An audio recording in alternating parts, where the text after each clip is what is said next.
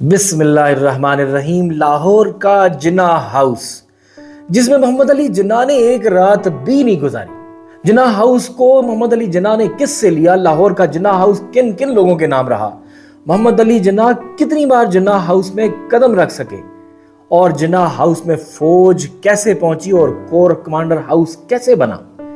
اس سب پر discussion کرنے سے پہلے آپ نے اگر سبسکرائب نہیں کیا تو گھنٹی کے بٹن پر کلک کر دیجئے تاکہ آئندہ بھی میرا اور آپ کا ساتھ قائم رہ سکے۔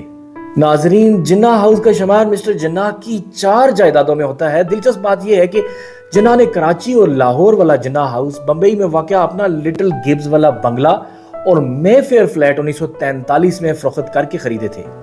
جناح جب کوئٹہ تشریف لائے تو انہوں نے مسلم لیگی رہنما قاضی محمد عیسیٰ کے گھر قیام کیا۔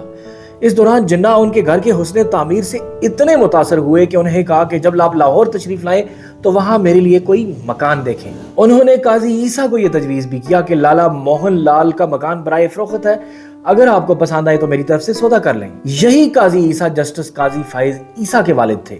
ناظرین، جناح ہاؤس کو لالا شیو دیال نے 1935 میں خواجہ نذیر احمد کو فروخت کر دیا تھا، جنہوں نے یہ جائیداد اپنی بیگم کے نام کر دی۔ ان کی بیگم نے یہ بنگلہ لالا موہن لال بھابن کو فروخت کیا۔ جناح نے یہ بنگلہ موہن لال سے جولائی 1943 میں 1,62,500 روپے میں خریدا تھا۔ جناح نے جب یہ مکان خریدا تو اس سے پہلے ہی یہ بنگلہ برطانوی فوج نے کرائے پر حاصل کر رکھا تھا، جس کا ماہانہ کرایہ علامتی طور پر 5 روپے تھا، کیونکہ ڈیفنس آف انڈیا رولز کے تحت برطانیہ فوج کوئی بھی جائیداد حاصل کر سکتی تھی۔ جب جناح نے یہ مکان خرید لیا تو فوج کی کرایہ داری کی میعاد ختم ہونے والی تھی، تاہم فوج نے پھر اسی رول کے تحت اس میعاد میں توسیع کر لی۔ جناح اور برطانوی فوج حکام کے درمیان 1.5 سال خط و کتابت ہوتی رہی، کیونکہ جناح نہ صرف اپنے مکان کا قبضہ واپس لینا چاہتے تھے بلکہ انہیں اس مکان میں ہونے والی تعمیراتی تبدیلیوں پر بھی اعتراض تھا۔ یہ تو معلوم نہیں ہو سکا کہ جناح یہ گھر فوج سے خالی نہیں کروا سکے یا پھر ان کی مرضی کے مطابق کرائے میں 700 روپے کا اضافہ ہو گیا۔ نئے معاہدے کی میعاد اپریل 1947 مقرر ہوئی۔ میعاد ختم ہونے سے چند ہفتے قبل ہی 3 جنوری 1947 کو جناح کو گیریزن انجینئر لاہور کی طرف سے مراسلہ موصول ہوا، جس میں انہوں نے لکھا: لاہور کے ایریا کمانڈر کی طرف سے مجھے حکم ملا ہے کہ میں آپ کو افسوس کے ساتھ مطلع کروں کہ لاہور میں فوجی ضروریات کے لیے عمارتوں کی شدید کمی کے باعث آپ کا مکان بطور فوجی میس کام کر رہا ہے۔ آپ کو کرایہ کی میعاد ختم ہونے کے بعد بھی تا حکم ثانی واپس نہیں کیا جا سکے گا۔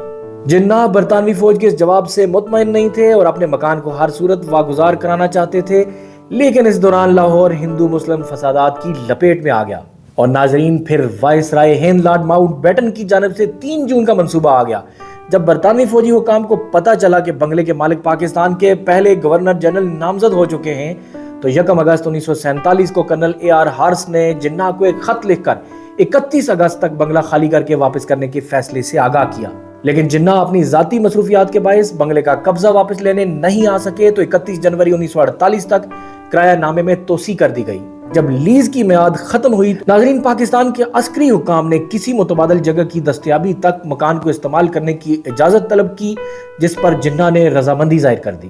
جناح کے 4 گھروں بمبئی، کراچی اور لاہور میں یہ واحد مکان تھا جو ایک دن بھی قیام نہیں کر سکے۔ جناح جب لاہور آتے تھے تو فلیٹیز ہوٹل کے سویٹ نمبر 18 میں ٹھہرتے تھے۔ 1948 میں جب وہ بطور گورنر جنرل لاہور تشریف لائے تو اسٹیٹ گیسٹ ہاؤس میں ٹھہرے اور اپنا بنگلہ دیکھنے کچھ دیر کے لیے تشریف لائے، جہاں انہوں نے اسٹڈی روم میں فوجی حکام کے ساتھ چائے پی اور پھر لان میں تھوڑی دیر چہل قدمی کی۔ ناظرین، جس مکان کو انہوں نے اتنی لگن سے خریدا تھا اس میں ان کا قیام صرف چند لمحوں کا تھا۔ جناح کے انتقال کے بعد فوج نے فاطمہ جناح اور شیریں جناح کو ایک خط 18 فروری 1950 کو لکھا، جس میں انہیں 500 روپے ماہانہ کرائے کی پیشکش کی، جو سابقہ کرایہ سے 200 روپے کم تھی۔ معاہدے کے بعد مکان کو 10ویں ڈویژن کے جنرل آفیسر کمانڈنگ کی سرکاری رہائش قرار دے دیا گیا۔ ناظرین، ایسا معلوم ہوتا ہے کہ جناح کی بہنوں سے یہ مکان خریدنے کے لیے رابطہ کیا گیا۔